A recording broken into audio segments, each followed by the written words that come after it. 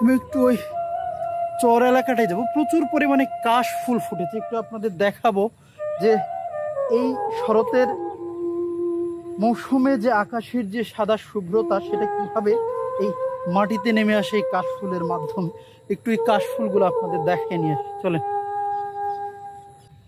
একটু আপনাদের দেখানোর জন্য আসলে সাধারণত এই কাশফুলটা কিন্তু বাংলাদেশে শরতে, যখন শরৎ চলে আসে, শরৎকাল চলে আসে, তখন কিন্তু এটা আপনি নদীর ধারে, বিলের ধারে, বিভিন্ন জলাভূমিতে দেখতে পাবেন।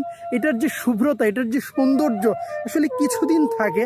আর এই শুভ্রতা, এই সৌন্দর্য উপভোগ করার জন্য মানুষ কিন্তু বিভিন্ন জায়গায়, যেখানে এই এই কাশফুল ফুটে, তারা কিন্তু দেখার জন্য উদ্গ্রীব হয়ে যায় এবং এই সৌন্দর্য উপভোগ করার জন্য তারা পুরো পরিবার নিয়ে বিভিন্ন জায়গায় ছোটাছুটি করে। আমরা একটু নদীর ধারে এসেছি, ব্রহ্মপুত্র তীরে পারে, তো আপনাদের দেখায় যেখানে কি পরিমাণ কাশফুল ফুটেছে।